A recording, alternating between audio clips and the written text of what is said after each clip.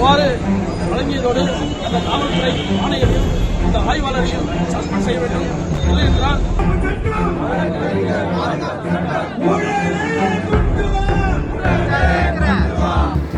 மாண்புமிகு முதலமைச்சர் திரு ஜோசப் விஜய் அவர்களே, என் பேர் விஸ்வநாதன் பாபு. நான் சென்னையில் வசிக்கிறேன். நியர்லி ஒரு 300 குடும்பங்கள் ஒரு மார்க் ப்ராப்பர்ட்டி அப்படிங்கிற ஒரு கம்பெனி ஜிஆர்கே ரெட்டிங்கிற ஓனர் எங்களுக்கு ஃப்ளாட் கிடைக்கும்னு நம்பி 2011ஆம் ஆண்டு 48 லட்சம் நான் கட்டினேன்.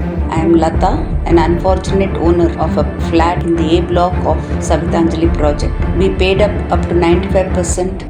வீடு கட்டி தருவதாக பணம் அபேஸ். பிரபல ரியல் எஸ்டேட் அதிபர் ஜாலி. கதரும் ஏழைகள். கவனிக்குமா அரசாங்கம்? அடுக்குமாடி குடியிருப்பு தருவதாக கூறி பல ஆயிரம் கோடி ரூபாய் மோசடி செய்த மார்க் குழுமத்தின் மீதான பிடி இறுகுகின்றது. வங்கிக் கடன் மோசடி வழக்கில் அமலாக்கத்துறை சோதனைகள் தீவிரமடைந்திருக்கும் நிலையில் தங்களின் வாழ்நாள் சேமிப்பை இழந்து தவிக்கும் பெண்களின் குமுறல்கள் தற்போது இந்த விவகாரத்தில் பெரிய அதிர்வலையை ஏற்படுத்தி வருகின்றன. வாழ்க்கையின் ஒட்டுமொத்த சேமிப்பையும் கொட்டி சொந்தமாக ஒரு வீடு வாங்கிவிடலாம் என்று நம்பிய ஆயிரக்கணக்கான நடுத்தர வர்க்க மக்களை நடுத்தெருவில் நிறுத்தியுள்ளது மார்க் ப்ராப்பர்ட்டிஸ் நிறுவனம். மார்க் நிறுவன தலைவர் ஜிஆர்கே ரெட்டி, அவரது மனைவி VP ரஜினி ரெட்டி ஆகியோர் தங்களின் சாவிதாஞ்சலி மற்றும் பிருந்தாவன் போன்ற திட்டங்களின் மூலம் பல ஆண்டுகளாக ஏமாற்றி வருவதாக பாதிக்கப்பட்ட பெண்கள் குற்றம் சாட்டுகின்றனர். நாங்க 2010 எங்களோட நகையை வித்து லோனை வாங்கி இவங்களை நம்பி பணத்தை கட்டினோம். 15 வருஷம் ஆச்சு.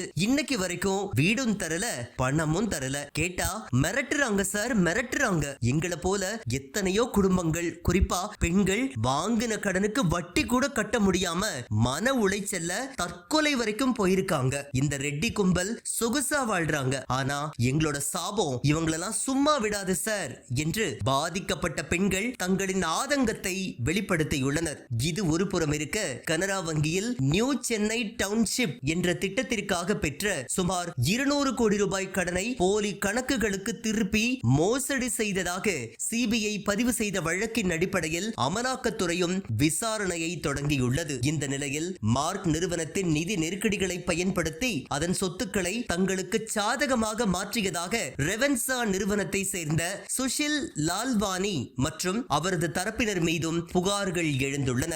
வங்கியின் ஒரு முறை கடன் தீர்வு திட்டத்திற்காக மார்க் நிறுவனம் இவர்களை அணுகிய போது காரப்பாக்கத்தில் உள்ள டிஜிட்டல் ஜோன் 1 என்ற அடுக்குமாடி IT கட்டிட விவகாரத்தில் சுமார் 53 கோடி ரூபாய் மீதி தொகையை செலுத்தாமல் ஏமாற்றியதாக சுஷில் லால்வானி மீது குற்றம் சாட்டப்பட்டுள்ளது. இது தொடர்பாக இரு தரப்பிற்கும் இடையே சென்னை காரப்பாக்கம் பகுதியில் வழக்கறிஞர்கள் மற்றும் அடியாட்களை வைத்து மோதல்கள் வெடித்த நிலையில் இந்த சொத்து பரிமாற்ற முறைகேடு மற்றும் சிவில் ஒப்பந்த விவகாரம் உச்ச நீதிமன்றம் வரை சென்று தற்போது தீவிர சட்ட போராட்டமாக மாறியுள்ளது.